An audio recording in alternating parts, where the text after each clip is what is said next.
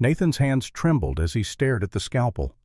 13 years ago, these same hands had killed two people, a mother and her unborn child. Now another woman lay dying on his table. Same complication, same impossible choice. But I am not that man anymore. This is the story of redemption, written in blood and forgiveness. The nightmare always began the same way. Nathan Cross jolted awake at 3 in the morning, his shirt soaked through with sweat that had nothing to do with the temperature. His heart hammered against his ribs like it was trying to escape his chest, trying to run from what his mind couldn't forget. Outside his cabin, the Wyoming wind moved through the pine trees with a sound like whispered accusations. He sat up slowly, pressing both hands to his face. His fingers trembled. They always trembled after the dream. 13 years, 4,782 nights. He had counted every single one. It was the autumn of 1889, and Nathan Cross was 35 years old. The cabin was dark except for the dying embers in the stone fireplace. Nathan stood and walked to the window, his bare feet silent on the wooden floor he had scrubbed clean that afternoon. Through the glass he could see nothing but darkness and the vague shapes of trees against a sky full of stars that seemed too bright, too beautiful for a world that held so much death. He should go back to bed. He knew that. But sleep meant the dream would return, and the dream always ended the same way. With blood on his hands and two people dead because he had been too proud, too confident, too young to understand that medicine was not about glory. Nathan moved to the small table where he kept his medical instruments. Everything was arranged with military precision. Scalpels gleaming in their cases, needles sterilized and ready, bandages rolled tight and stacked in perfect rows. Order was the only thing that kept the chaos at bay. His hands still shook as he picked up the smallest scalpel and held it up to catch the faint light from the embers. The blade was sharp enough to split a hair, sharp enough to save a life, sharp enough to end one if the hand holding it made the wrong choice. Boston, March of 1876. The memory rose up like water filling his lungs. He had been 22 years old then, a surgical assistant at Massachusetts General Hospital. Brilliant, they had called him, talented beyond his years. Professor William Ashford's prize student, the young man who would revolutionize surgery with his steady hands and sharper mind. Pride. That was what had killed them. His pride. The patient had been Catherine Ashford, the professor's younger sister. 24 years old, 8 months pregnant, and screaming in pain when they brought her into the hospital that cold March evening. The baby was Breech. Nathan had known it the moment he examined her. He had felt the tiny feet where the head should be, had seen the panic in Catherine's eyes as another contraction tore through her body. Professor Ashford had been in New York at a medical conference. They had sent a telegram. He was coming back as fast as the train could carry him. But Catherine's labor had started early, and the bleeding had started even earlier. Wait, the senior physicians had told Nathan. Wait for the professor to return. But Nathan Cross did not wait. He was young and talented and absolutely certain of his own abilities. He had studied every text on breech deliveries. He had assisted in 6 of them. He knew what to do. So he took Catherine into the operating theater. He assembled a team. He picked up his scalpel with hands that did not shake, not then, and he began. Everything went wrong. The baby was not just Breech. The umbilical cord had wrapped around the tiny body in a way Nathan had never seen in any textbook. When he tried to extract the child, the cord compressed. When he tried to cut Catherine open wider to get better access, she began hemorrhaging faster than he could control. He had a choice in that moment: save the mother by removing her uterus, which would kill the baby, or try to save the baby with a more complex procedure that would likely cost the mother her life from blood loss. Nathan Cross, 22 years old, and convinced he could do anything, chose to save them both. He failed at both. The baby died, first strangled by the cord. Nathan's inexperienced hands had pulled too tight. Catherine died 6 minutes later, her blood pooling on the operating table faster than Nathan could suture the vessels he had accidentally severed in his desperation. Professor Ashford arrived 3 hours after Nathan had pronounced his sister dead. The professor did not weep. did not shout. He simply stood in the doorway of the operating theater, looking at the sheet-covered body of his sister and the small bundle that held his nephew, and then he looked at Nathan. "You were too proud to wait." Professor Ashford had said, his voice quiet and cold as winter ice. "You killed them both." Nathan had tried to explain, tried to say he had done his best, that the situation had been impossible, that anyone would have struggled with such a complex case.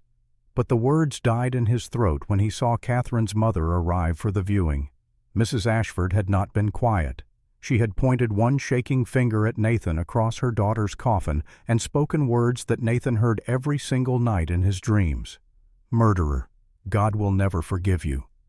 The hospital had dismissed him. No other hospital in Boston would hire him. His name became poison. The brilliant young surgeon who had killed Professor Ashford's sister in an arrogant attempt to prove his own skill. Nathan had taken to drinking.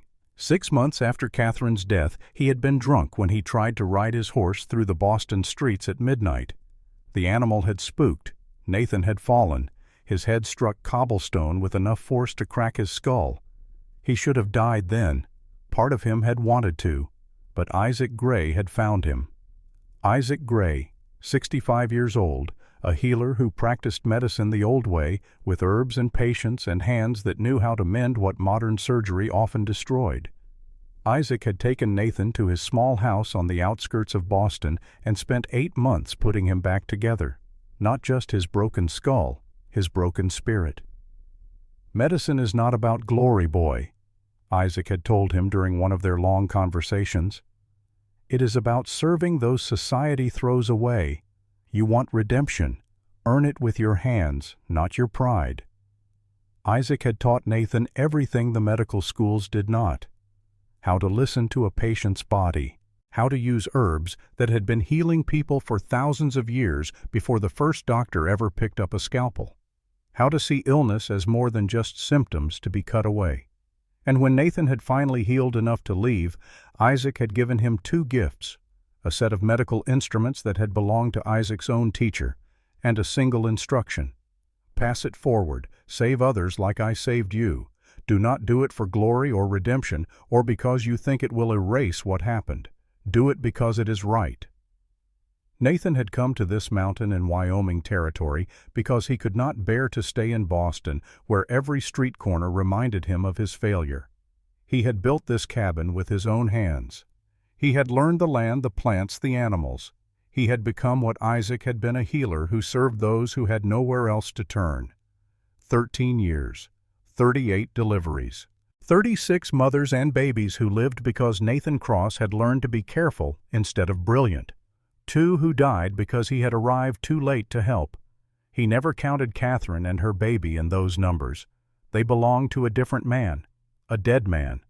But the dead man's memories still lived in Nathan's dreams. He set down the scalpel and walked back to the window. Dawn was still an hour away, but Nathan could see the first hints of gray touching the eastern sky. Another day was coming, another chance to prove that his hands could heal instead of destroy. Movement caught his eye. Far down the mountain trail, barely visible in the pre-dawn darkness, a figure was climbing. Moving slowly, stopping frequently, as if the journey was almost too much to bear. Nathan had been expecting this. Someone always came when they were desperate enough. Someone always climbed this far when the respectable doctors in the towns below had turned them away. He dressed quickly, pulling on clean trousers and a shirt he had washed just yesterday. By the time he had stoked the fire and put water on to boil, the sun was rising and the figure on the trail was close enough for him to see details through the spyglass he kept by the window. A woman, young, maybe mid-20s, heavy-set, moving with the kind of careful deliberation that spoke of pain in every step. She wore a simple dress that had seen better days, and she carried a carpet bag that looked like it held everything she owned. Nathan watched her approach for another 10 minutes. He noted the way she favored her left side, the flush in her face that suggested fever despite the cool spring air, the way she kept touching her arms as if the skin there hurt, desperate, like all of them who climbed this far. He stepped out onto the porch and waited. The woman did not see him at first. She was too focused on the trail on placing one foot in front of the other. But when she finally looked up and saw the cabin, saw Nathan standing there watching her, she stopped. For a long moment they simply looked at each other across the clearing. Nathan saw her uncertainty, her fear, the way her hand gripped the carpet bag so tight her knuckles went white. He had seen that look before, on Catherine's face right before he killed her. "Mr. Cross." The woman's voice was barely loud enough to carry across the distance between them. "I need help." Nathan took a breath and pushed the memory of Catherine back down where it belonged. This was not Boston. This was not 1876.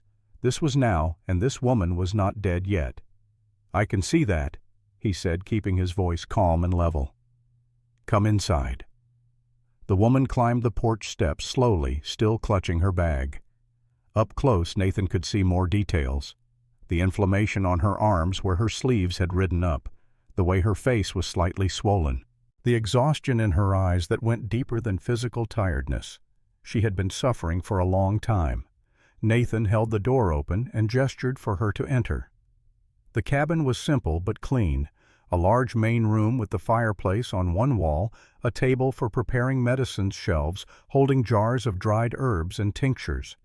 A small room off to one side where Nathan slept. Another small room on the other side that he used for patients who needed to stay. The woman stood in the center of the room, looking around with the wariness of a wild animal considering a trap. "Where does it hurt most?" Nathan asked, moving to the table to prepare his instruments.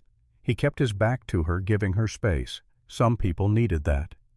"My skin," she said quietly. "It started 7 months ago. Just a small patch on my left arm, but it spread, and now it burns especially at night, and I cannot sleep, and Dr. Harrison in town, he refused to treat me." Nathan's hands paused in their work. He did not turn around. "Harrison," he said. The name tasted bitter. Of course. Henry Harrison was the kind of doctor Nathan had once been. Proud, more concerned with reputation than patience, the kind of man who would refuse to treat someone because their illness might frighten his other patients or make him look bad if he failed. 13 years ago, Nathan had been exactly like Henry Harrison. He had cared more about being seen as brilliant than about actually helping people. That was why Catherine had died. But 13 years was a long time, long enough to learn that pride killed more patients than any disease. Nathan turned around and looked at the woman properly for the first time. She was younger than he had thought from a distance, 26, maybe 27. Her face was round and flushed with inflammation. Her brown hair was pulled back in a simple bun that was coming loose from the climb. She wore no jewelry, no adornment of any kind, and she looked like Catherine Ashford, not identical, but close enough that Nathan felt his breath catch in his throat. The same age, the same brown hair, the same shape to her face, the same fear in her eyes. The ghosts were whispering again. Nathan forced himself to focus. This woman was not Catherine. Catherine was dead, buried in Boston soil 13 years ago. This woman was alive and suffering and standing in his cabin asking for help. He could help her. He would help her. "Let me see your body," Nathan said. The woman jerked back as if he had slapped her. Her face went from flushed to pale in an instant. Her hand moved to clutch the front of her dress. What?" Nathan realized how the words had sounded. He cursed himself silently. 13 years of living alone on a mountain had made him forget how to talk to people with any kind of grace. "I need to see the affected areas," he said, speaking more carefully now. "The skin condition you mentioned. I cannot help if I cannot examine it." The woman did not move. If anything, she looked even more frightened than before. Nathan could see her mind working, could see her considering whether to run. He understood. Society taught women that men who wanted to see their bodies had only one purpose, and it was not medical. Especially men like Nathan living alone in the wilderness. Especially when the woman was desperate enough to come here despite knowing what people would say. Nathan took a step back, putting more distance between them. "Miss," he said quietly, "what is your name?" "Bennett," she whispered. "Rachel Bennett. Miss Bennett, I know what it is like to be afraid. I know what it is like to need help and be refused." Nathan met her eyes and held them. "I will not refuse you, but I need to see what I am treating. This is medicine, not judgment. Do you understand?" Rachel Bennett stood frozen for another long moment. Nathan could see the war happening behind her eyes. Fear fighting against desperation, shame fighting against hope. Finally, slowly she nodded. She set down her carpet bag with shaking hands. Then she removed her coat and draped it over a chair. Her fingers went to the buttons of her dress. "You do not need to remove everything," Nathan said quickly. "Just enough to show me the affected skin." Rachel nodded again. She rolled up her sleeves to her elbows. The skin of her forearms was angry red, covered in patches of inflammation that looked painful even from across the room. Some areas were weeping fluid. Others were dry and cracked from scratching. "May I see your back as well?" Nathan asked. "The inflammation often spreads in patterns. Understanding the pattern helps me understand the cause." Rachel hesitated, then turned around and lowered the back of her dress just far enough to expose her shoulders and upper back.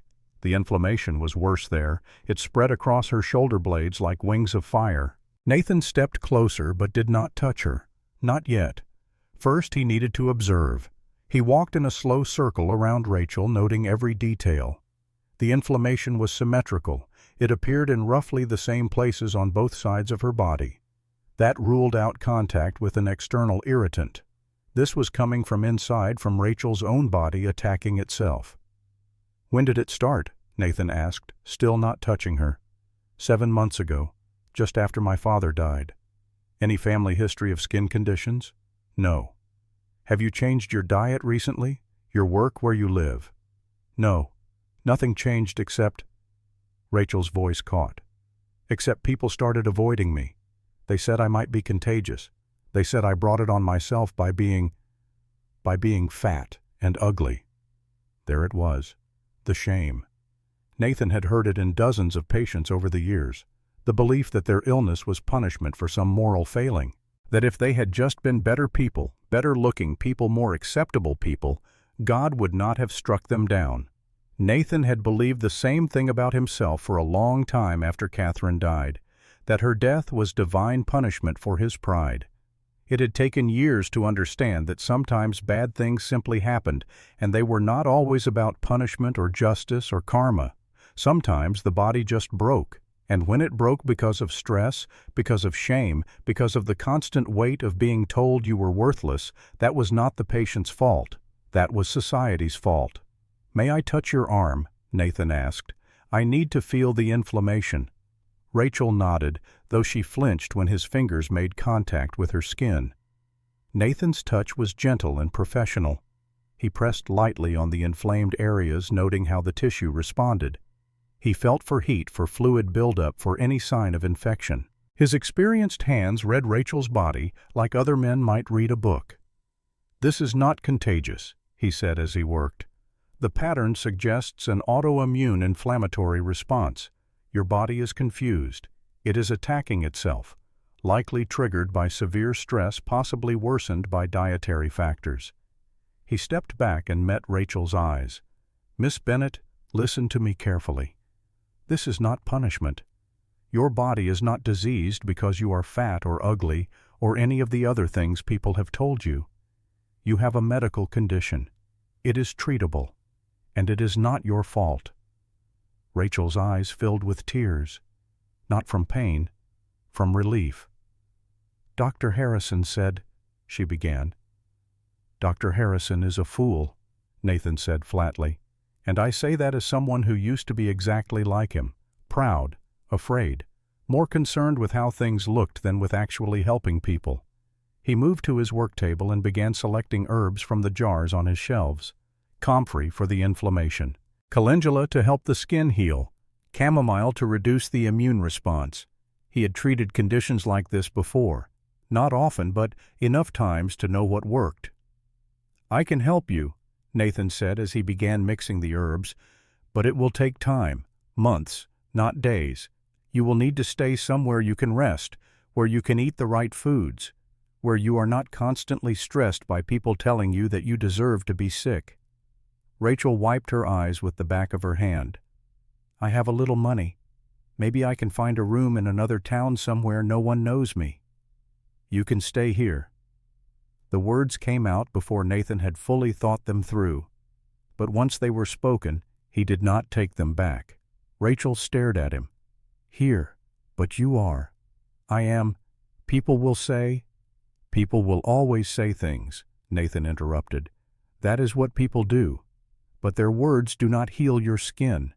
Their judgment does not ease your pain." He gestured to the small room off the side of the cabin. "I have space. A clean room with a bed. You will have privacy. I will treat you until you are healed. No charge beyond whatever work you can do to help around the cabin." "Why?" Rachel's voice was barely a whisper. "Why would you help me? You do not even know me." Nathan turned back to his herbs so Rachel would not see his face, so she would not see the ghosts that were always there just behind his eyes. "Because someone once helped me when I was dying," he said quietly. "A healer named Isaac Gray. He took me in when no one else would. He taught me everything I know, and when I was healed enough to leave, he told me to pass it forward, to help others the way he helped me." Nathan crushed the herbs between his fingers, releasing their sharp scent into the air. "And because I need to prove something to myself," he added even more quietly. "I need to prove that my hands can heal instead of destroy, that I am not just, that I can save someone." He did not explain further, did not tell Rachel about Catherine Ashford or the baby who had died because Nathan was too proud to admit he was not ready. Some stories were too heavy to share with strangers, but Rachel must have heard something in his voice because when Nathan finally turned around, she was looking at him with an expression that was not fear or suspicion. It was something closer to understanding. "Thank you," she said. "I will stay." Nathan nodded and went back to preparing the medicine. He showed Rachel how to apply the herbal compress, explaining each step. The mixture would sting at first, he warned her, but then it would cool. The burning would ease. Within a few days, she would notice the inflammation starting to retreat. Rachel listened carefully to every word. When Nathan handed her the bowl of medicine, she took it with hands that did not shake quite as much as they had when she first arrived. "The room is through there," Nathan said, pointing. "There is a bed, a chest for your belongings, a small window. It is not much, but it is clean and private." Rachel picked up her carpet bag and moved toward the room. At the doorway she paused and looked back. "Mr. Cross, what you said about your hands, about healing instead of destroying. I do not know what happened to you, but I can see that you are a good man, a kind man. Whatever you think you destroyed, I do not believe that is who you are now." Before Nathan could respond, she disappeared into the small room and closed the door softly behind her. Nathan stood alone in the main room staring at the closed door. Rachel Bennett's words echoed in his head. A good man, a kind man. She was wrong. She did not know what he had done, did not know about the blood on his hands that 13 years had not washed away. But maybe she did not need to know. Maybe it was enough that he could help her, that he could take someone who was broken and ashamed and make them whole again. Maybe that was how redemption worked, not erasing the past, just proving one patient at a time that the past did not have to define the future. Nathan cleaned his workspace and banked the fire for the night. The sun had set while he was treating Rachel. Darkness had come to the mountain, bringing with it the cool that always settled in these spring nights. He lay down on his own narrow bed, but did not expect to sleep. The nightmare would come again. It always did. Catherine's face, the blood, Professor Ashford's cold voice, Mrs. Ashford's pointing finger. Murderer. God will never forgive you. But tonight, for the first time in 13 years, Nathan found himself thinking about something else as he drifted toward sleep. He thought about Rachel Bennett and the way the inflammation on her skin made patterns like wings. He thought about how she had climbed this mountain in pain because she had nowhere else to go. He thought about the fear in her eyes when he said, "Let me see your body," and the relief when she realized he meant exactly what he said. He thought about Isaac Gray's words, "Pass it forward." Maybe Rachel was his chance to do that. not just to heal her body, but to show her that she deserved to be healed, that her worth was not determined by how she looked or what other people said about her. Maybe if he could do that, the ghosts would whisper a little less loudly. Nathan's eyes were just beginning to close when he heard it, the sound of hoofbeats approaching fast up the mountain trail. He sat up instantly, every sense alert. No one rode up this trail at night unless it was an emergency. The path was too dangerous in the dark. Nathan pulled on his boots and grabbed a lantern.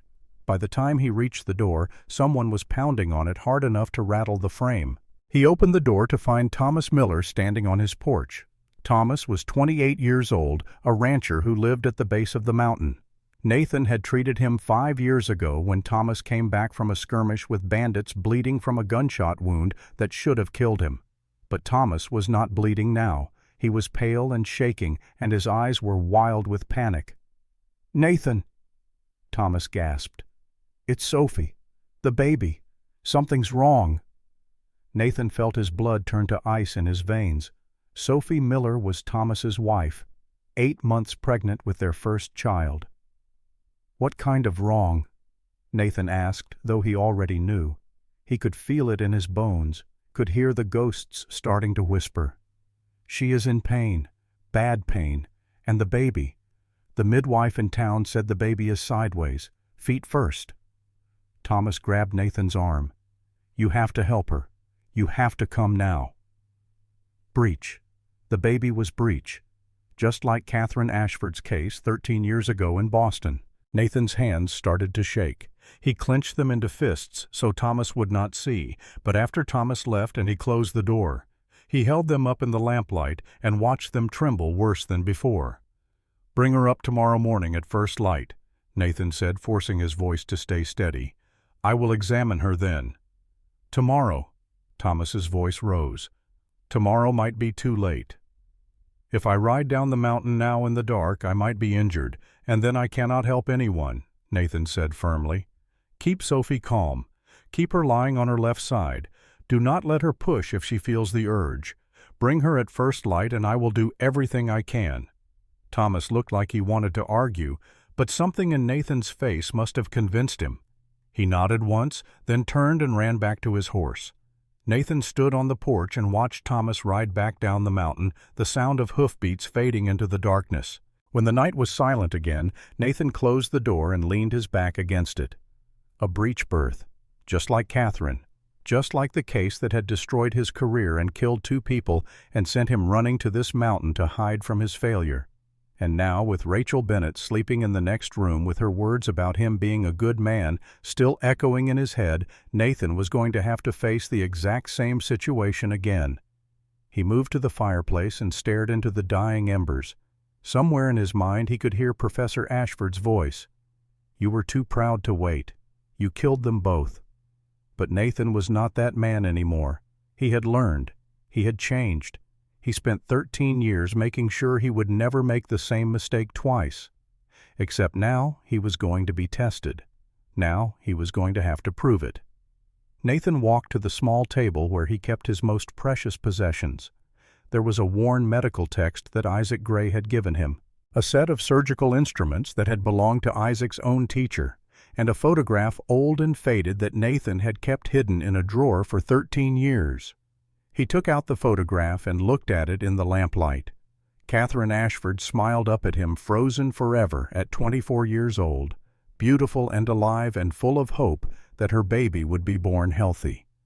Nathan had destroyed that hope, had taken that smile and turned it into a corpse on an operating table. "I am sorry," he whispered to the photograph. "I am so sorry. I was young and stupid and arrogant, and you paid the price for my pride." He put the photograph back in the drawer and closed it. "But I am not that man anymore," he said to the empty room, "and I will not fail again. I cannot fail again."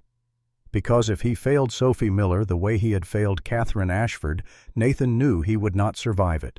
Not this time. He went to his shelves and began pulling down books on difficult births.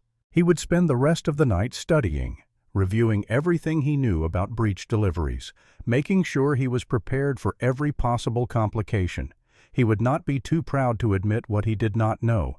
He would not rush. He would not take chances he could not afford. He would save Sophie Miller and her baby. He had to.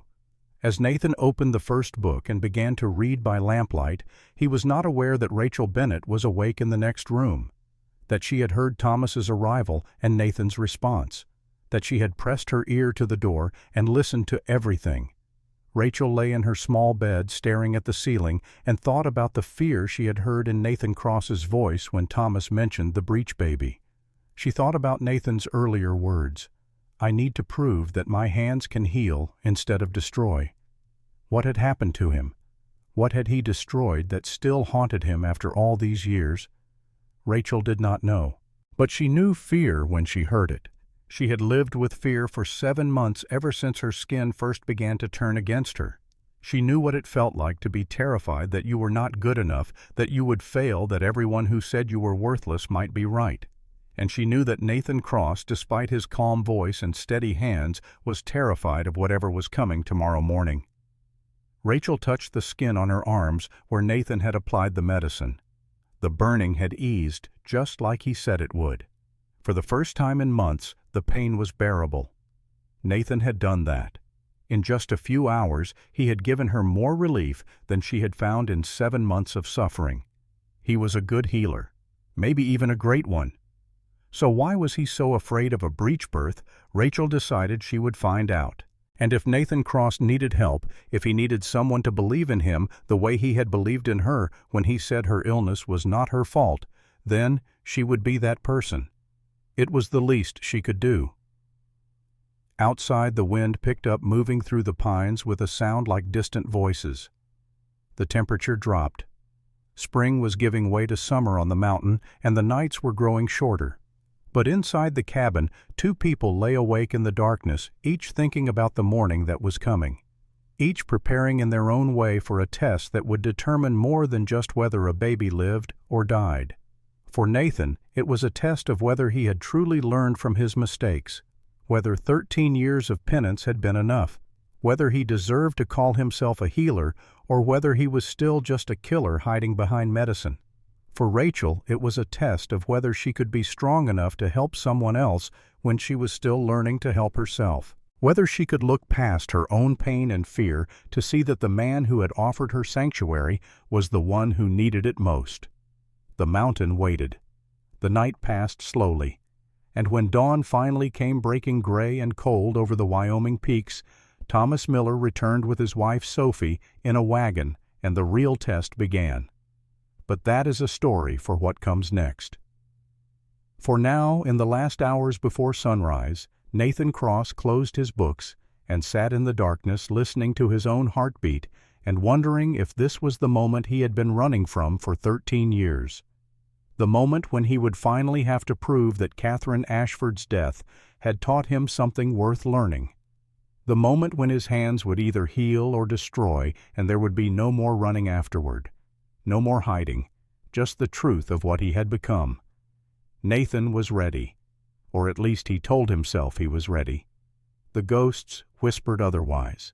But the ghosts had been wrong before. Dawn came cold and gray to the mountain, the sun struggling to break through clouds that promised snow before the week was out. Nathan stood on his porch, watching Thomas Miller's wagon climb the final stretch of trail, the wheels creaking under the weight of cargo more precious than gold. Sophie Miller sat in the back of the wagon, wrapped in blankets that could not hide the swell of her pregnant belly or the pain written across her young face. She was small, barely 20 years old, with dark hair pulled back from features that would have been pretty if they were not twisted in discomfort. Thomas helped his wife down from the wagon with the exaggerated care of a man terrified he might break something irreplaceable. Sophie moved slowly, one hand pressed to her lower back, the other cradling the bottom of her belly as if trying to hold the baby in place through sheer force of will. Nathan descended the porch steps to meet them.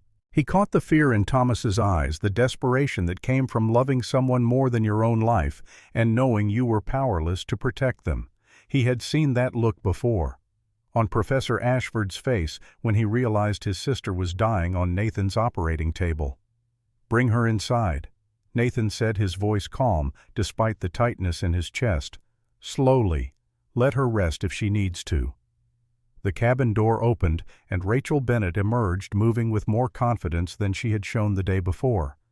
The medicine Nathan had given her was already working. The inflammation on her visible skin had faded from angry red to dull pink. Her eyes were clearer, more alert. She looked at Sophie with immediate understanding. One woman who knew suffering, recognizing it in another. "I can help," Rachel said quietly to Nathan. "Tell me what to do." Nathan nodded. "Boil water. Prepare clean cloths.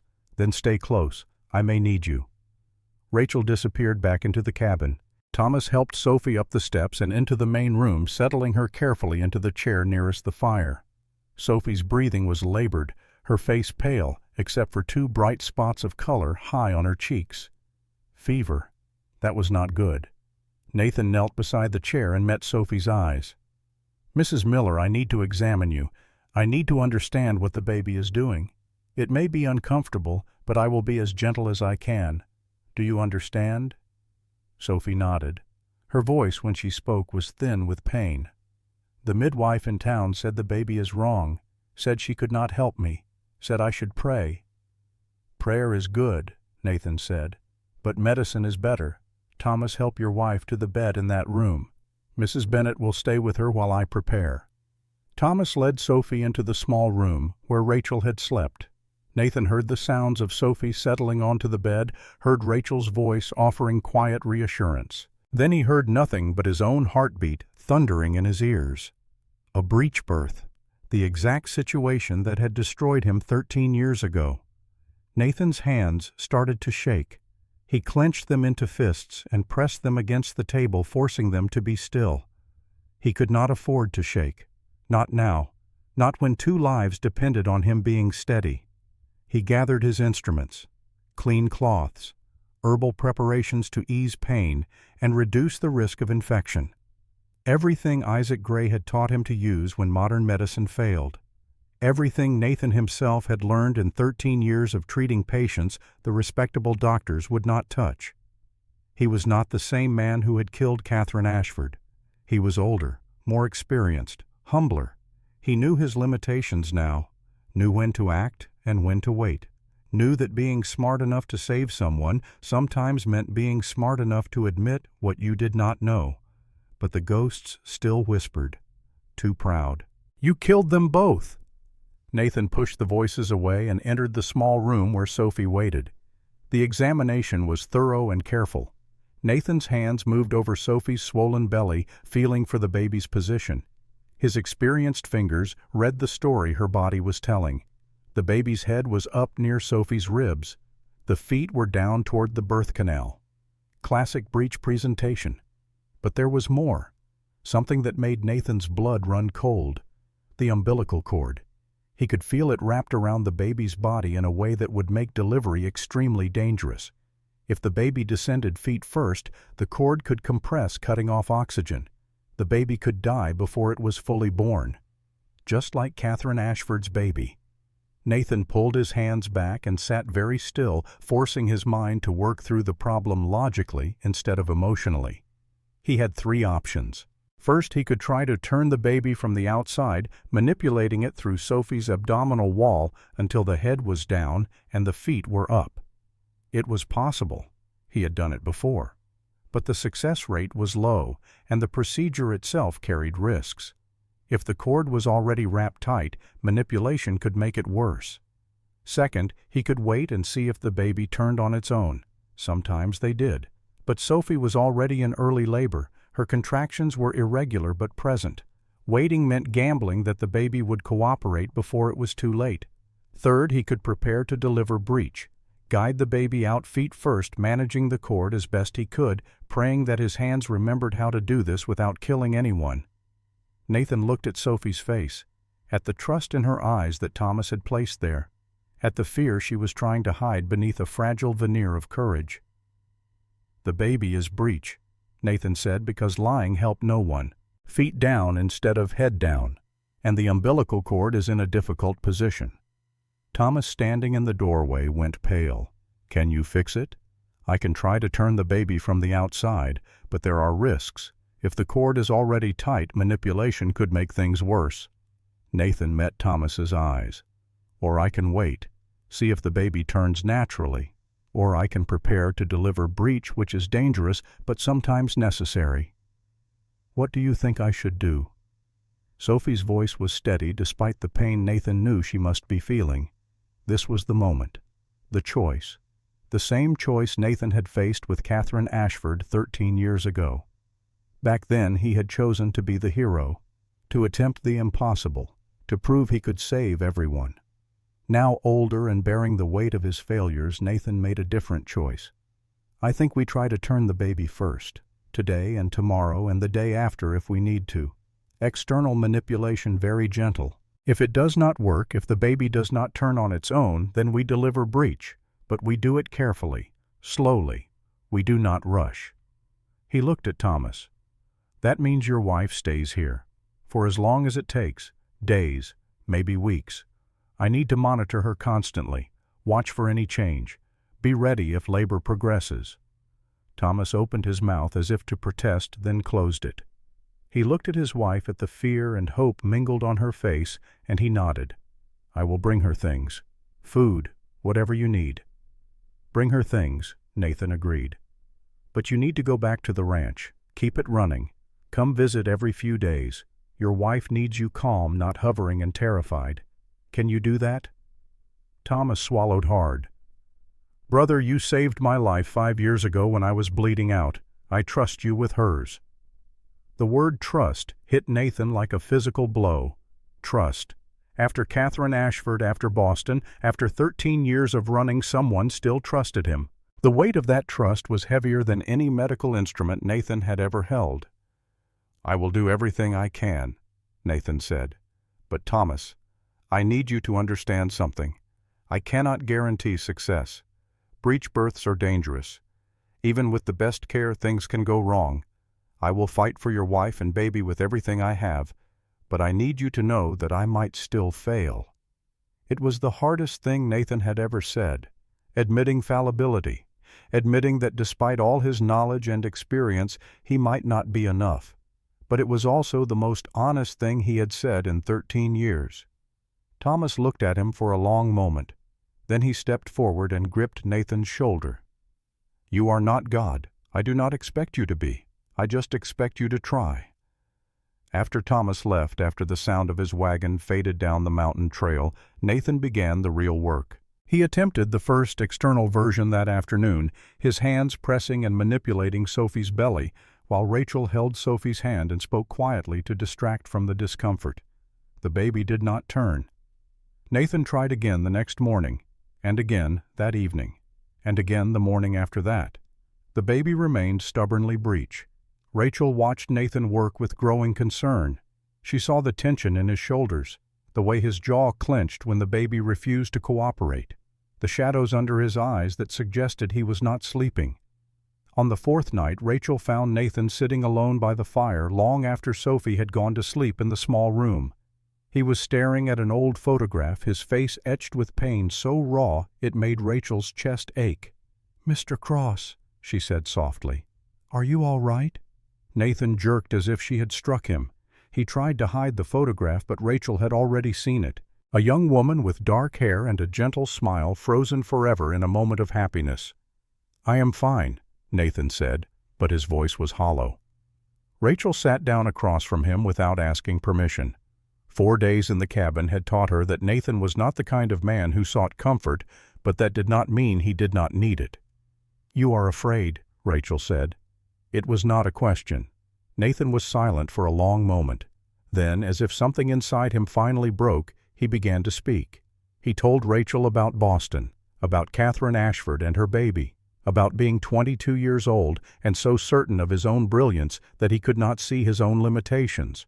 He told her about the surgery that went wrong, about the blood and the screaming and the terrible silence when both mother and child stopped breathing. He told her about Professor Ashford's cold condemnation, about Mrs. Ashford pointing her finger across the coffin and calling him murderer, about the hospital dismissing him and the drinking and the accident that nearly killed him. He told her about Isaac Gray and the 8 months of healing and the instruction to pass it forward. Sophie's case is exactly like Catherine's, Nathan said, his voice raw. Breach presentation, young mother, cord in a dangerous position. If I fail again, if I lose them both the way I lost Catherine and her baby. He could not finish the sentence. Rachel sat very still, absorbing everything Nathan had told her. She thought about the man who had examined her skin without judgment, who had offered her shelter when everyone else had turned her away, who had looked at her inflammation and seen a medical condition instead of moral failure. "Do you think you will fail?" she asked quietly. "I do not know. I am better now than I was then, but what if I am still not good enough?" Rachel leaned forward. "Mr. Cross, you saved me. My skin is healing. Not because you are perfect, but because you care. You explain everything to me. You never make me feel ashamed. You see me as a person, not a disease." She paused, choosing her words carefully. That woman 13 years ago, Catherine, she was unlucky. The situation was impossible. But it was not your fault for trying to save her. It was not your fault for being young and making a mistake. Nathan looked at her with such naked hope and pain that Rachel almost looked away. But she held his gaze. "And Sophie is lucky to have you, because you will fight for her with everything you have, not because you want glory, not because you want to prove something, but because you know what it costs to fail, and you will do anything to avoid paying that price again. You do not think I am a murderer. I think you are a man who made a mistake and has been punishing himself for 13 years. Rachel reached out and placed her hand over Nathan's. "Maybe it is time to forgive yourself." Nathan stared at their joined hands. Rachel's touch was warm and steady. Her skin, where the inflammation had faded, was soft. "I do not know if I can," he whispered. "Then let me believe in you until you can believe in yourself," Rachel said. Something shifted in that moment. Some invisible weight that Nathan had been carrying alone for 13 years became shared. Not lighter exactly, but more bearable. "Thank you, Rachel," Nathan said. He used her first name without thinking, without the formal distance he had maintained. "For listening, for not judging." "Thank you for teaching me that I deserve to be healed," Rachel replied, "that my worth is not determined by what other people think of me." They sat together by the fire until it burned down to embers, neither speaking, both finding comfort in the silence. The next morning Nathan woke to the sound of hoofbeats, but this time it was not Thomas returning. It was a different horse ridden by a woman Nathan did not immediately recognize. He stepped onto the porch and felt his heart sink. Word had spread through Redemption Creek about where Rachel had gone. Jacob Walker, despite his loyalty to Nathan, had let the information slip during a conversation at his store. It had taken Margaret 3 days of wrestling with her conscience before she finally saddled the old mare and began the climb. Margaret Bennett sat astride a tired mare, her gray hair pulled back beneath a practical bonnet, her face lined with worry and determination. She was older than Nathan had realized when he first saw Rachel. 52 at least, maybe older. And she looked exhausted from the ride up the mountain. "I am here for my daughter," Margaret said without preamble. Nathan kept his voice calm. "Mrs. Bennett, Rachel is inside recovering well." "Recovering from what you have done to her." The accusation hung in the cold morning air like visible breath. Nathan heard Rachel moving inside the cabin, heard her footsteps approaching the door. Rachel stepped out onto the porch, and Margaret gasped. Rachel looked nothing like the daughter who had fled Redemption Creek a week ago. Her skin had cleared dramatically. The angry inflammation faded to barely visible pink patches. She stood straight instead of hunched. Her eyes were bright and clear instead of dulled by constant pain. "Rachel," Margaret breathed, "you look so much better."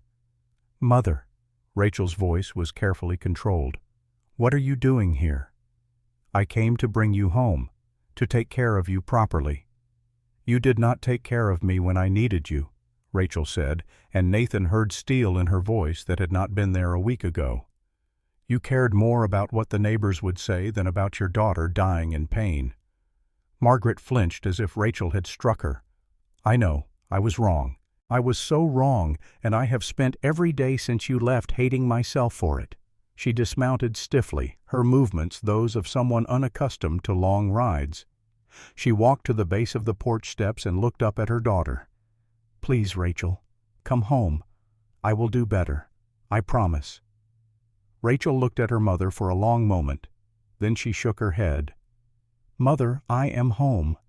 Here, where Mr. Cross treats me like a human being, where I am healing for the first time in 7 months, where no one tells me I deserve to suffer because of how I look." Nathan saw tears streaming down Margaret's face, saw the realization hitting her that she had lost her daughter, not to death, to her own failures as a mother. "What do you need from me?" Margaret asked, her voice breaking. "What can I do?" Rachel glanced at Nathan, a question in her eyes.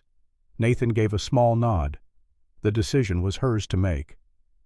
"Mr. Cross needs help," Rachel said slowly. "There is a woman here about to give birth, a dangerous birth. We could use another pair of hands. If you truly want to make amends, stay. Help. Show me through your actions that you meant what you said." Margaret looked at Nathan with something that might have been suspicion or might have been hope.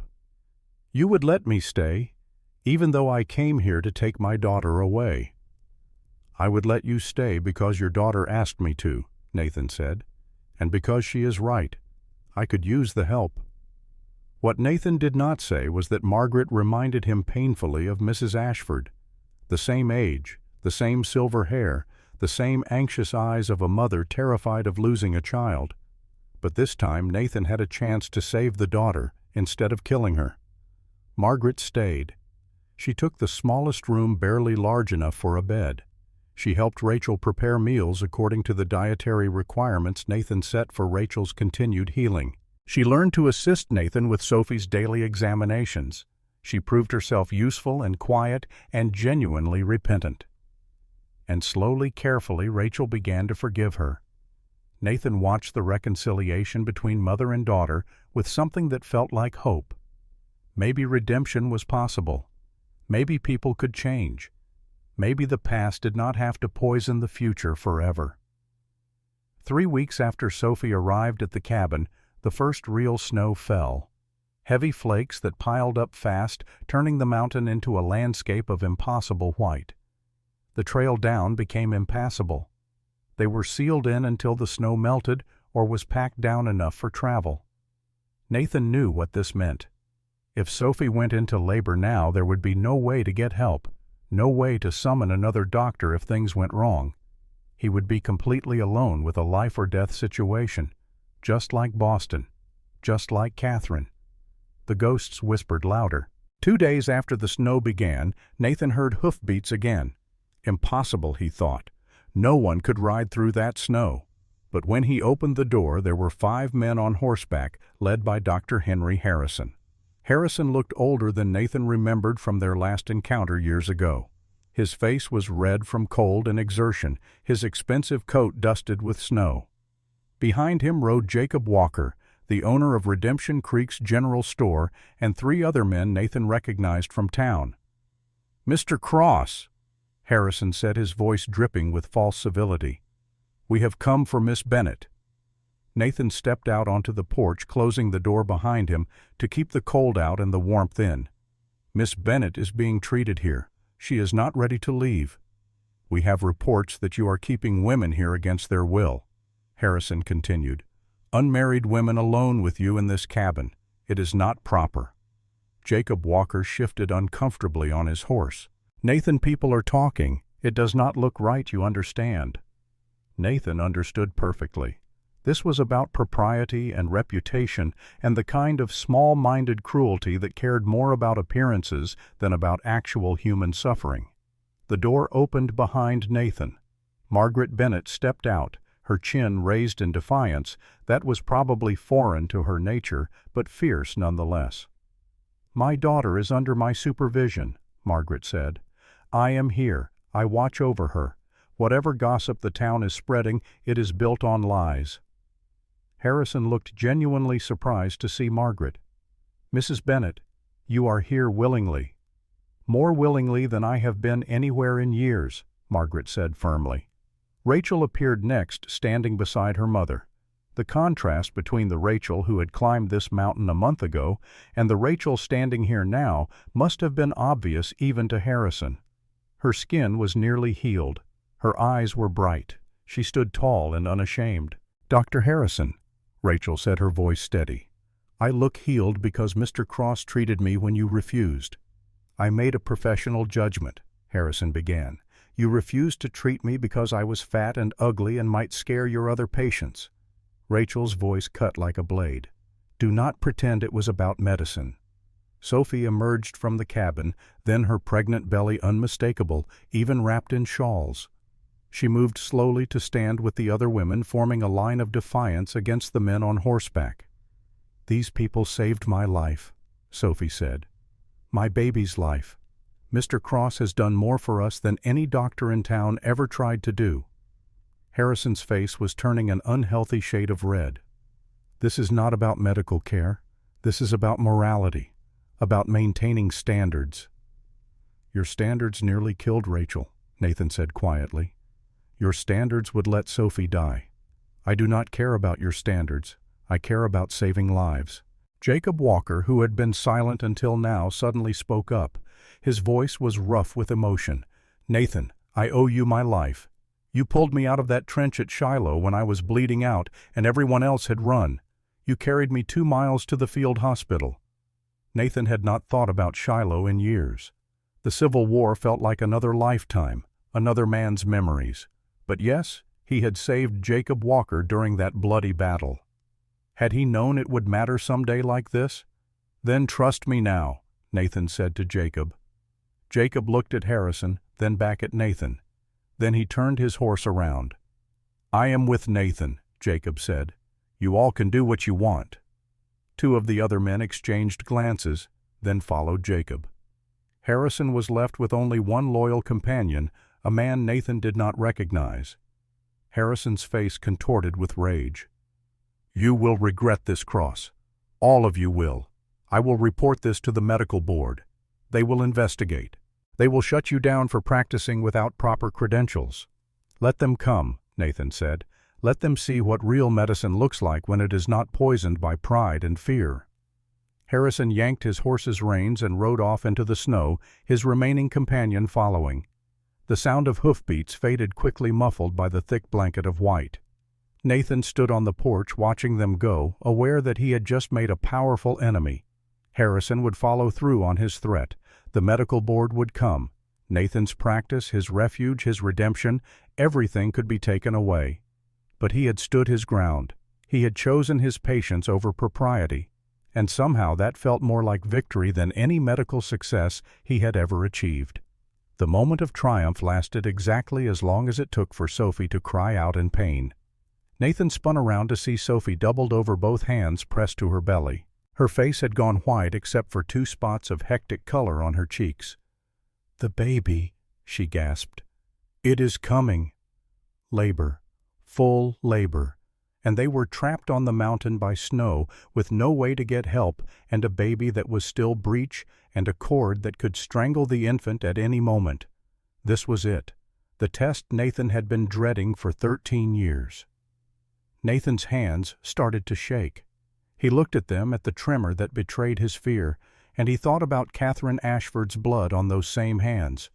Then he felt Rachel's hand on his arm, felt her steady presence beside him. "You can do this," Rachel said quietly.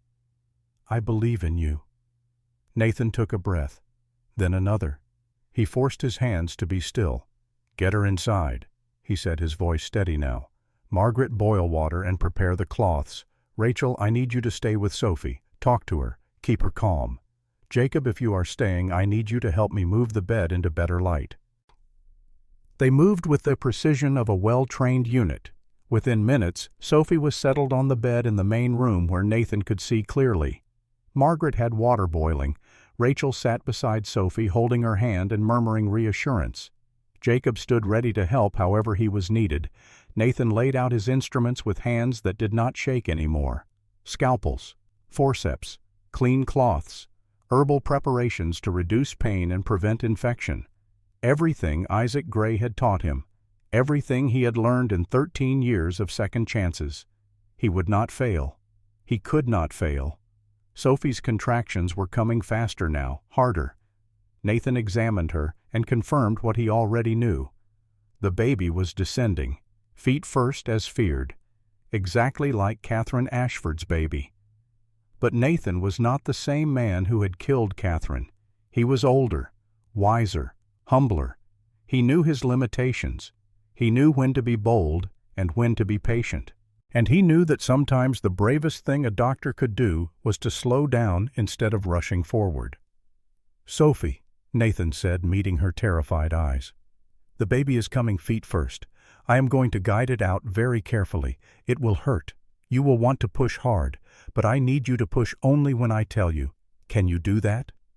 Sophie nodded, her face streaming with sweat and tears. Rachel, hold her hand, talk to her, help her breathe through the contractions. Jacob, stand ready. I may need you to hold Sophie's legs at an angle. Margaret, I need those warm cloths and that herbal mixture I showed you. Everyone moved to their positions. The cabin became a place of focused intensity, all of them working together toward the single goal of bringing this baby safely into the world. The delivery took 2 hours. 2 hours of Nathan working with infinite patience, guiding the baby out fraction by fraction. The feet emerged, then the legs, then the hips. Each movement was calculated. Each decision was weighed against 13 years of experience and regret. The dangerous moment came when the baby's shoulders appeared. Nathan could see the umbilical cord wrapped once around the tiny body exactly where he had feared it would be. This was the moment when Catherine's baby had died. When Nathan, too young and too rushed, had pulled too hard and compressed the cord and killed the infant in his haste to save it. Nathan did not pull. He waited. He gently, carefully worked his fingers between the cord and the baby's body, loosening it by millimeters. Sweat ran down his face despite the cold. His entire world narrowed to his hands and the fragile life they held. The cord came free. Nathan eased the baby's shoulders out, then guided the head through Sophie's birth canal with movements so delicate they barely qualified as touch. And then the baby was out, tiny and slippery and utterly silent. Nathan's heart stopped. Not again. Please God, not again. He cleared the baby's airway, wiped the small face, rubbed the narrow back. The baby did not respond, did not breathe, did not cry. Rachel made a small sound of distress. Margaret pressed her hand to her mouth. Jacob went pale. Nathan did not panic. He had learned too much in 13 years to panic. He bent down and gently breathed into the baby's lungs. Once, twice, 3 times. On the 4th breath, the baby coughed, sputtered, gasped, and then finally, blessedly, the baby cried. The sound was thin and angry and absolutely beautiful. Nathan felt something break open in his chest, some knot of tension that had been there for 13 years, finally releasing. "It is a girl," he said, his voice rough. "A healthy girl." He placed the baby on Sophie's chest and watched mother and daughter meet for the first time. Sophie was crying. Margaret was crying. Rachel was crying. Jacob Walker, hardened veteran of Shiloh, was wiping his eyes and pretending he was not. Nathan checked Sophie quickly. The bleeding was normal, no hemorrhage, no tears that needed suturing. Mother and baby were both alive and healthy and whole. He had done it. He had faced the exact situation that destroyed him 13 years ago, and this time he had succeeded. This time everyone lived. Nathan walked outside into the cold, needing air, needing space. He stood on the porch and looked at his hands. They were steady now. Steady and clean, with no blood except the normal blood of birth. These hands had healed. They had saved. They had finally proven they were not just instruments of death. Rachel found him there a few minutes later. She did not say anything, just stood beside him in the cold, her shoulder touching his. "You saved them," she finally said.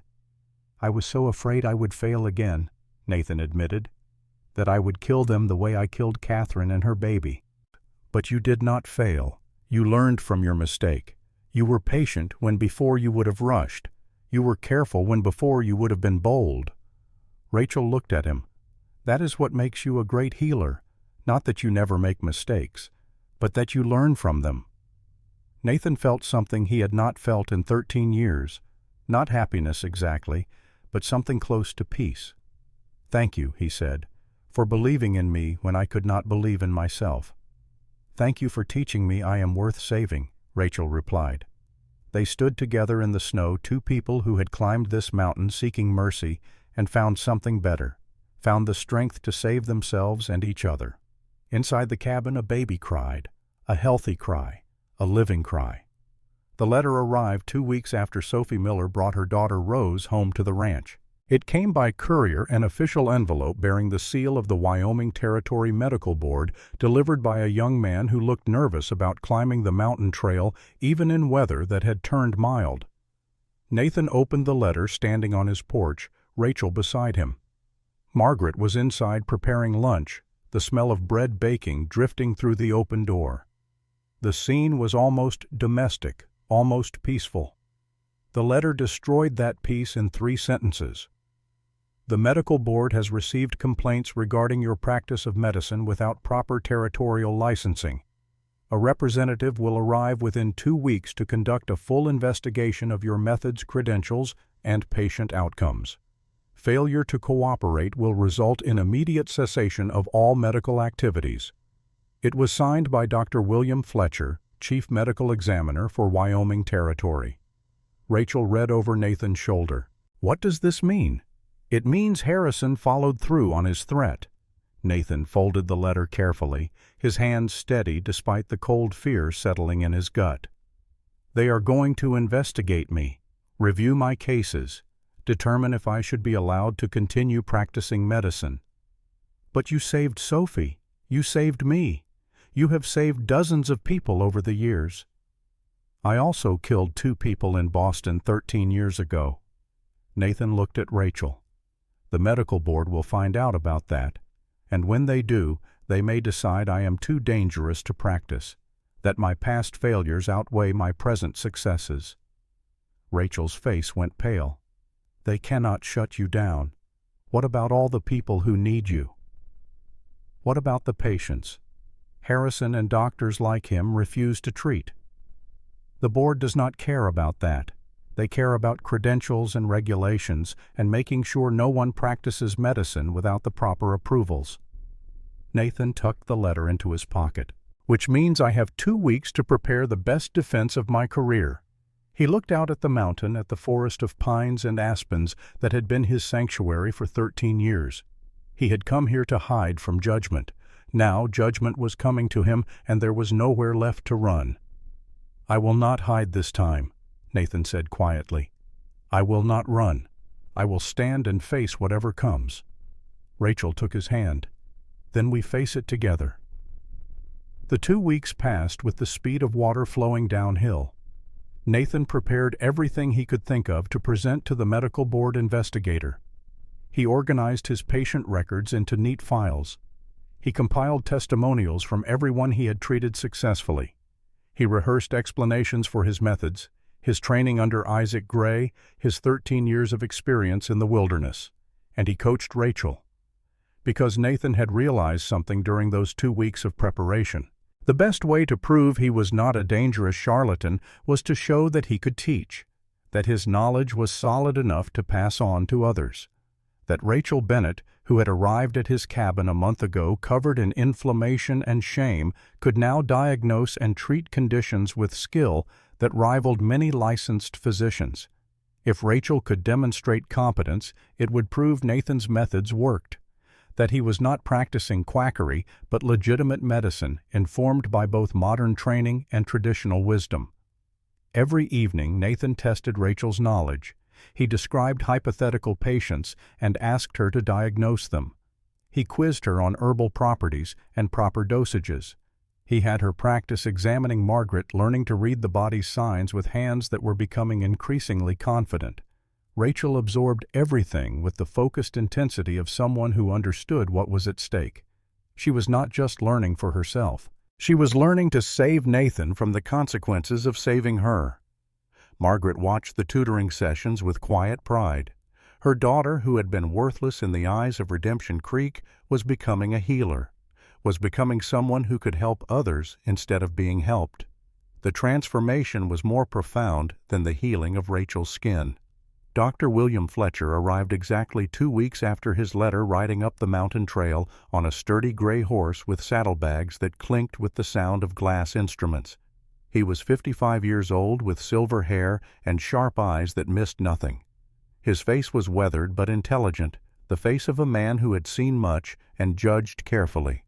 Nathan met him on the porch, extending his hand in greeting. "Dr. Fletcher, welcome.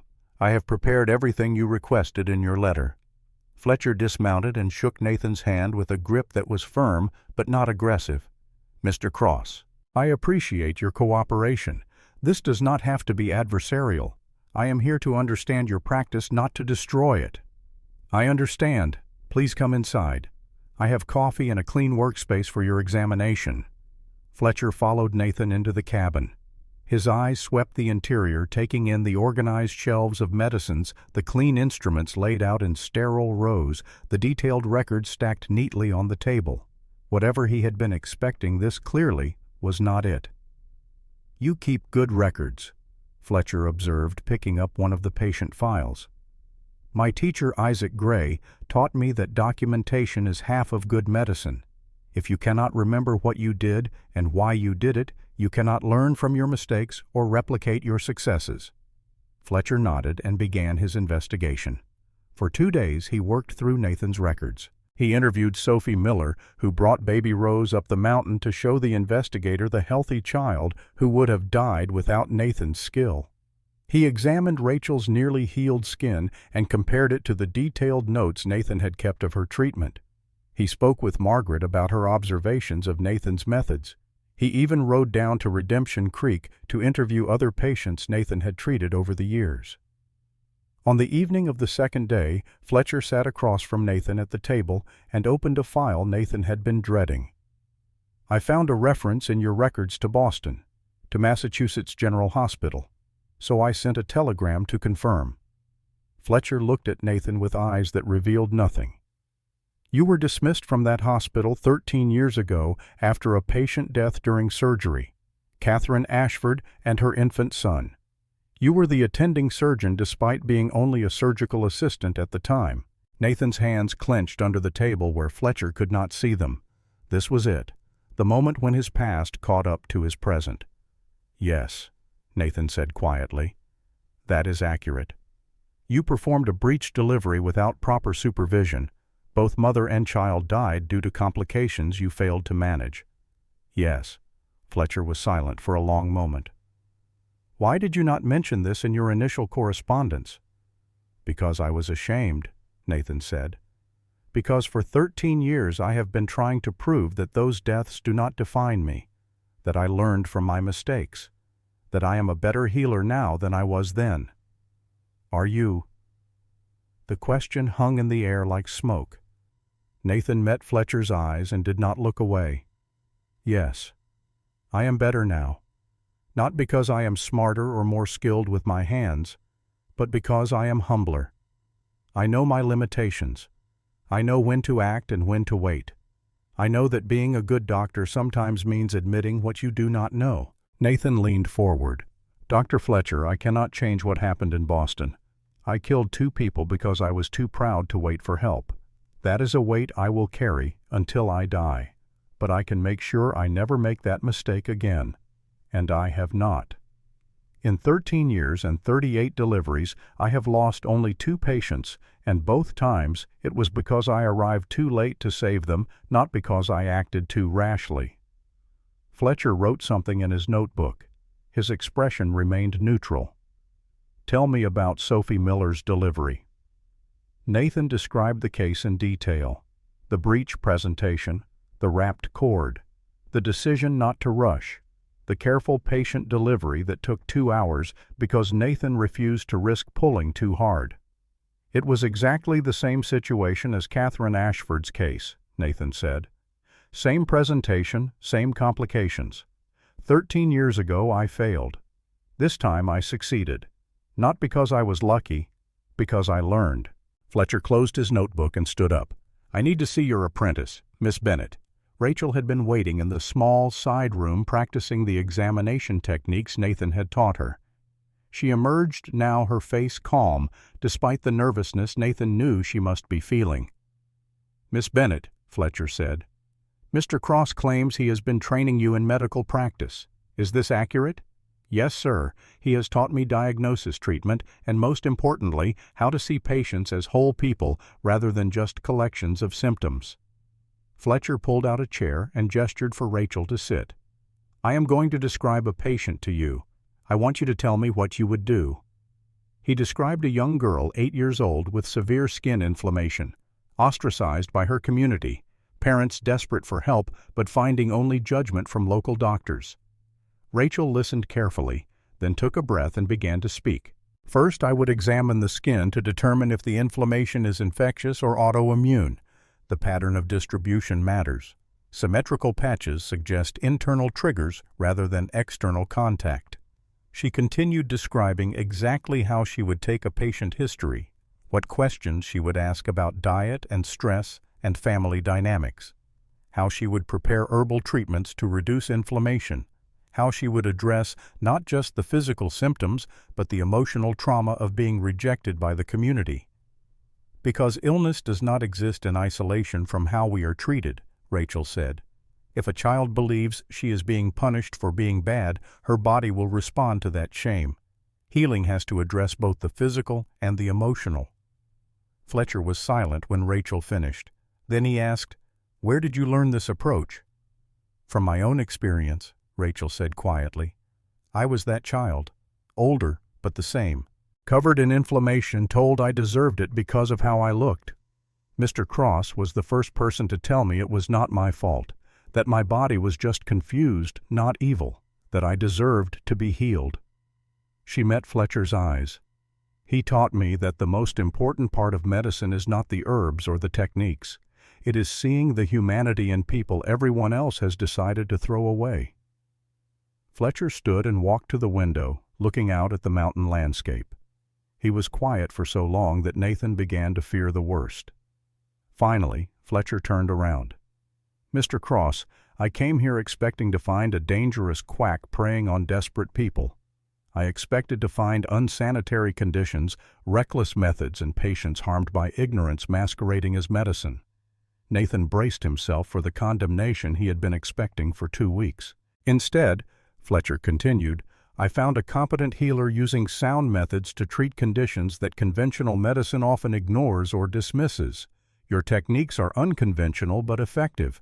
Your records are meticulous. Your patient outcomes are remarkable." He paused. "Your confession about Boston troubles me, but it also demonstrates honesty. You could have hidden it. You chose not to. And your record since that incident speaks to growth, not recklessness."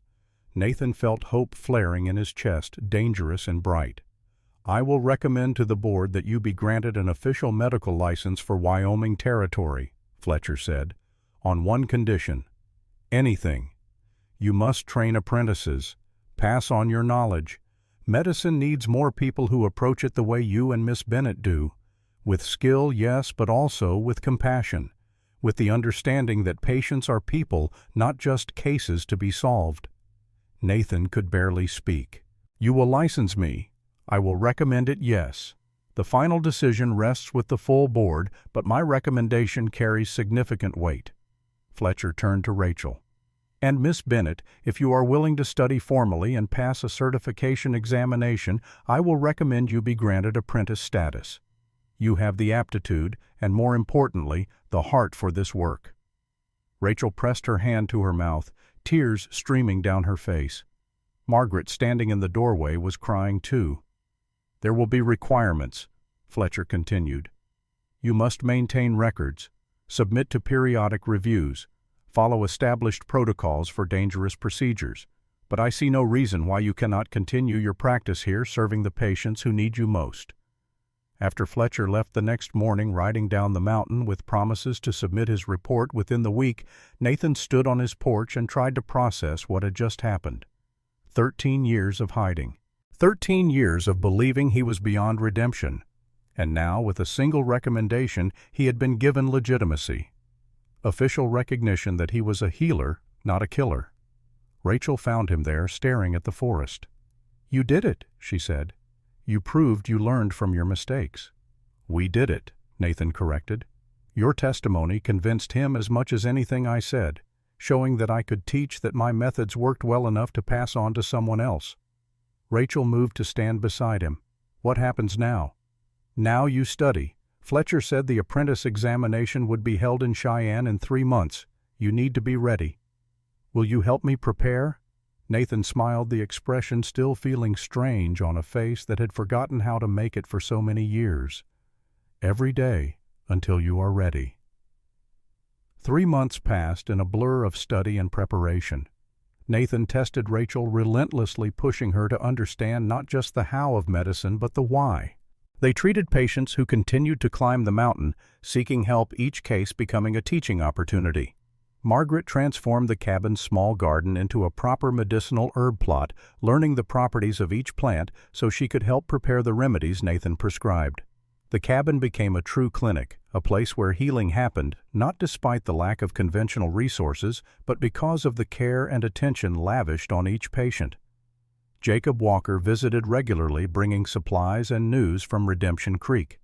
The town's attitude toward Nathan had shifted after Sophie Miller's successful delivery became known. People who had condemned him now spoke of him with grudging respect.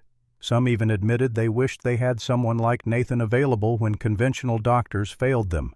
But the most significant news Jacob brought was about Dr. Harrison. His practice is failing, Jacob reported one afternoon. Patients are leaving him. Some are coming up here to you.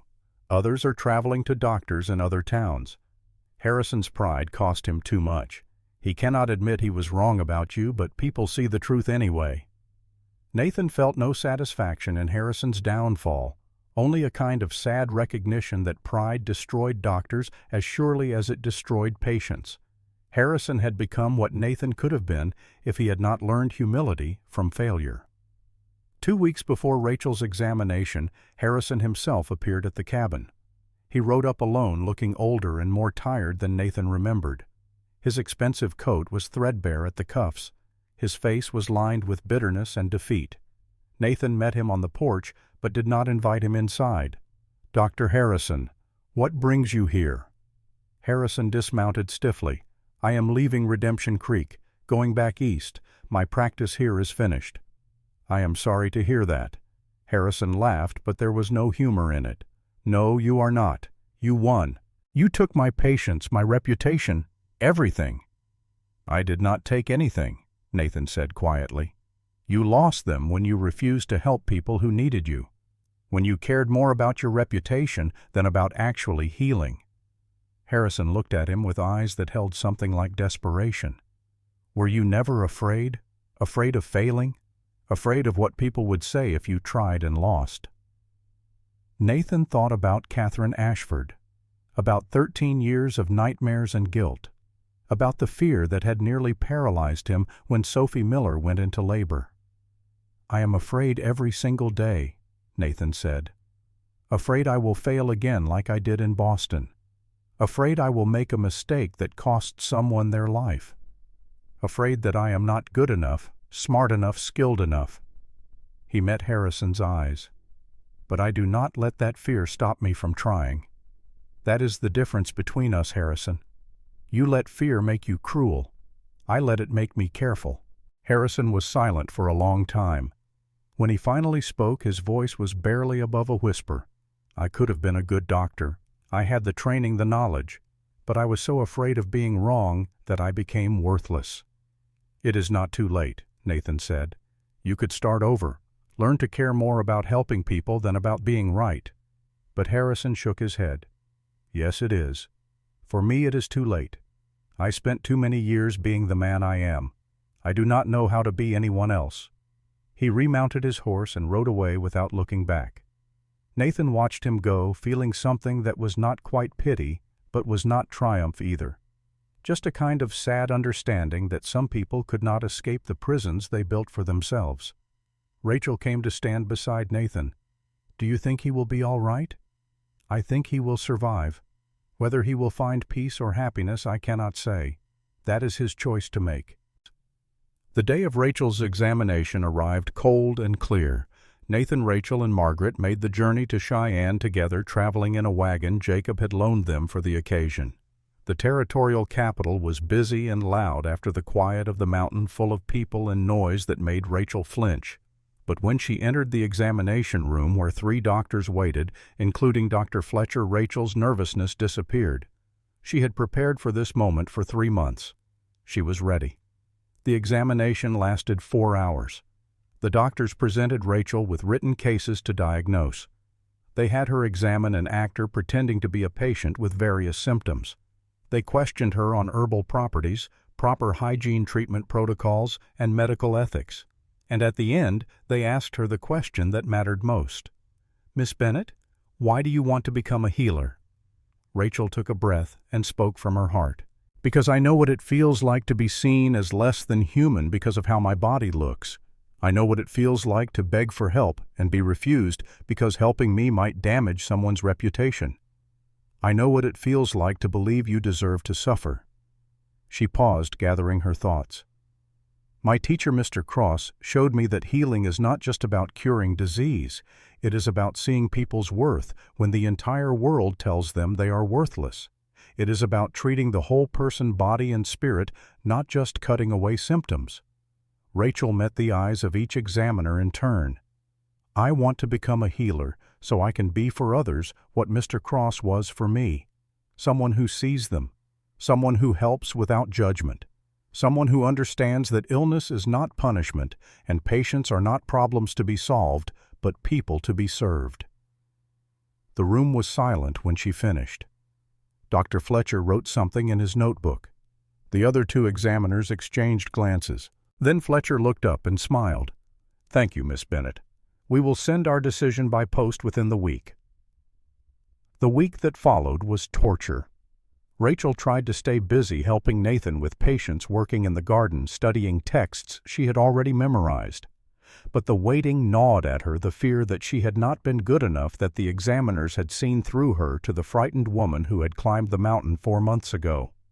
When the letter finally arrived, Rachel's hands shook so badly she could not open it. Nathan took it from her gently and broke the seal. He read in silence.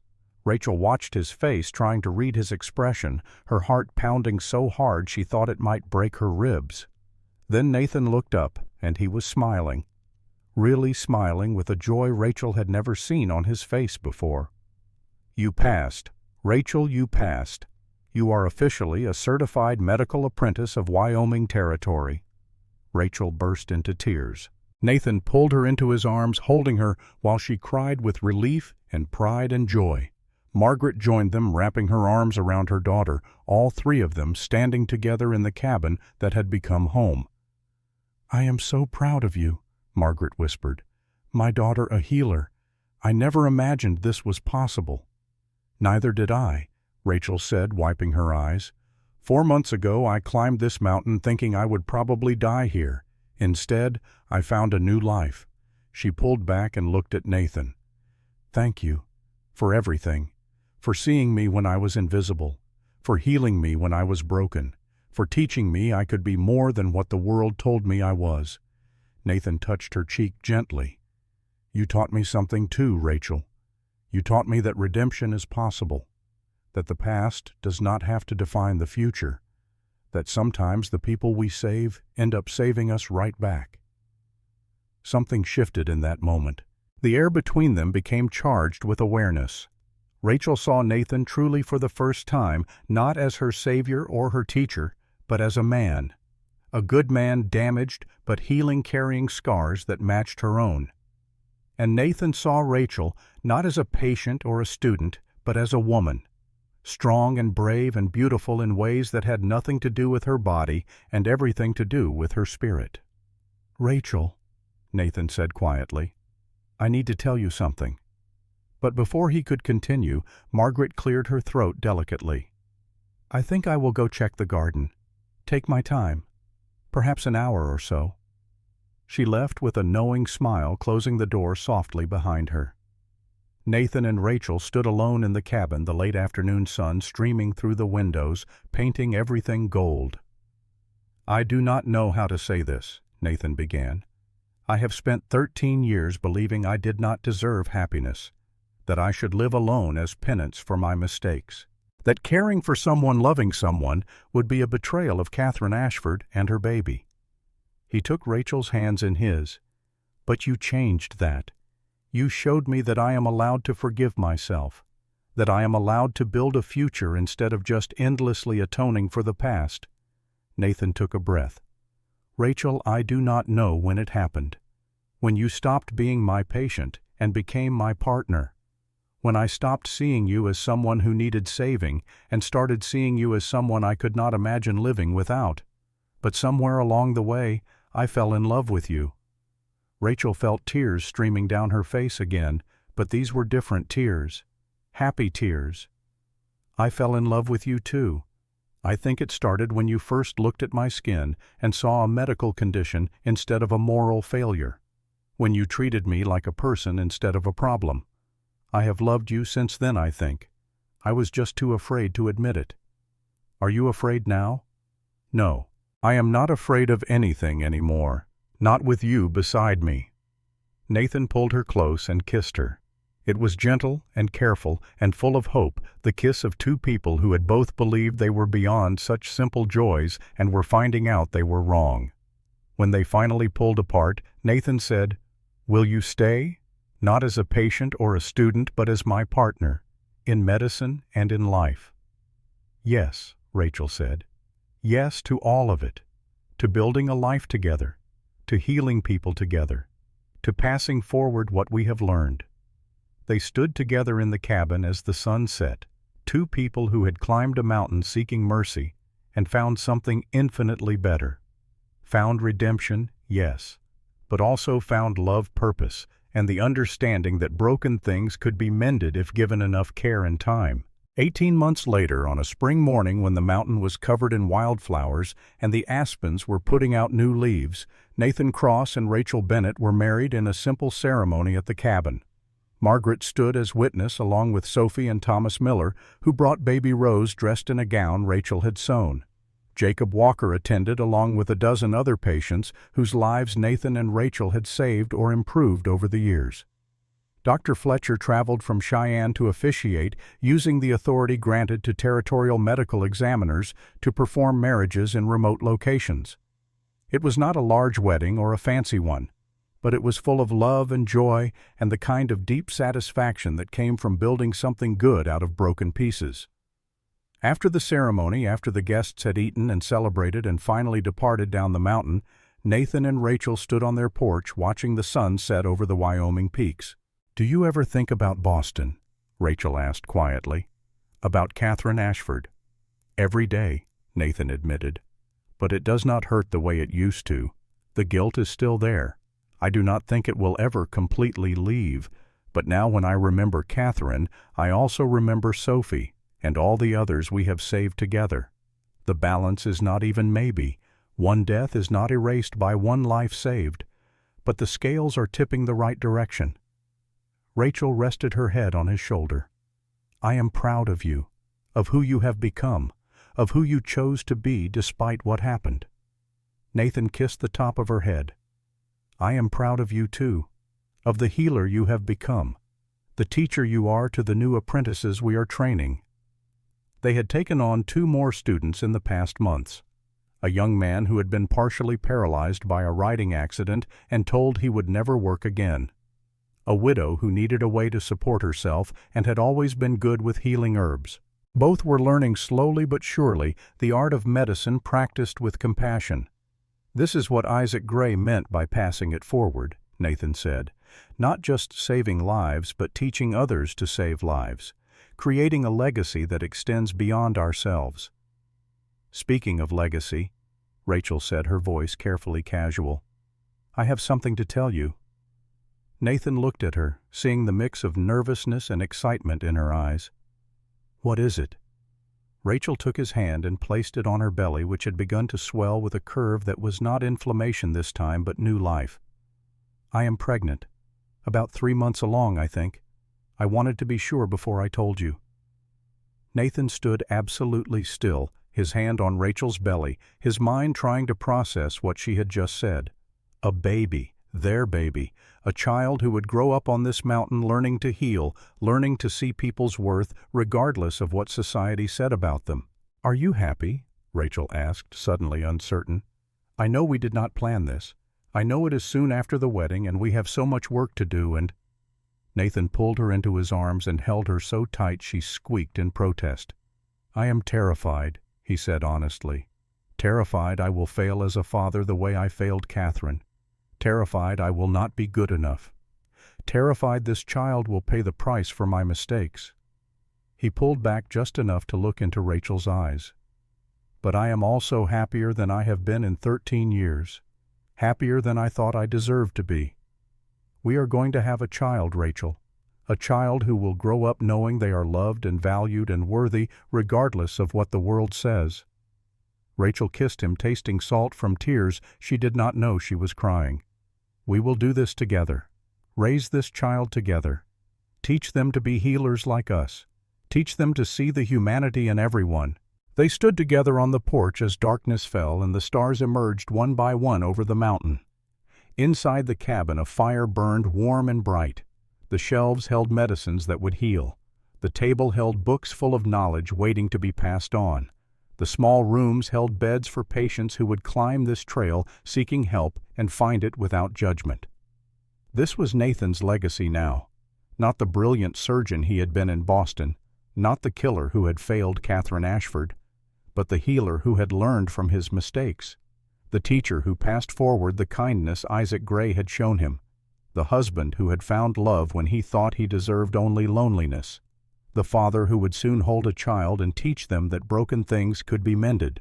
Rachel's legacy too, not the shameful daughter of Redemption Creek, not the woman covered in inflammation and self-hatred, but the healer who understood suffering because she had survived it. The teacher who showed others their worth. The wife who had saved a man by believing in him when he could not believe in himself. The mother who would raise a child to see beauty where others saw only flaws. The mountain waited as it had waited for centuries before Nathan and Rachel arrived, and as it would wait for centuries after they were gone. But for now, in this moment, on this spring evening, with stars bright overhead and new life growing in Rachel's womb, everything was exactly as it should be. Nathan thought about the ghosts that had haunted him for so long. Catherine Ashford and her baby. Professor Ashford's cold condemnation. Mrs. Ashford's curse. The ghosts remained. Catherine. Professor Ashford. Mrs. Ashford. They would always be part of him. But their voices had changed. No longer accusations. Now something closer to understanding. Nathan had spent 13 years seeking redemption. But he understood now it had been there all along, waiting for him to accept it. "What are you thinking about?" Rachel asked. "I am thinking about a man named Isaac Gray," Nathan said, "who told me to pass it forward. I am thinking I finally understand what he meant." "What did he mean?" "He meant this, all of this, finding you, teaching you, loving you, building something good out of something terrible." Rachel smiled. "I think he would be proud of you. I think he would be proud of both of us." They stayed on the porch until the cold drove them inside. They banked the fire and prepared for bed in the easy silence of people who had learned to be comfortable together. And when they finally lay down to sleep wrapped in each other's arms, Nathan's last thought before darkness took him was not of blood or failure or ghosts. It was of the future, of the child growing in Rachel's womb, of the students they would train and the patients they would heal, and the years stretching ahead full of purpose and meaning and love. 13 years ago, Nathan Cross had killed 2 people because he was too proud to admit his limitations. That failure had sent him to this mountain broken and seeking nothing more than a place to hide from his shame. But hiding had transformed into healing. Shame had transformed into purpose. And failure had transformed into wisdom that he could now pass forward to others. The mountain had been his refuge. But it had become something more. It had become his redemption, his home, his legacy. And as Nathan drifted into sleep with Rachel's heartbeat steady against his chest, he finally allowed himself to believe what she had been telling him for months. He was not a murderer. He was a healer. He was not defined by his worst moment, but by all the moments that had come after, when he chose to be better. He was Nathan Cross, husband, teacher, healer, father-to-be, and that was enough. The ghosts were finally quiet.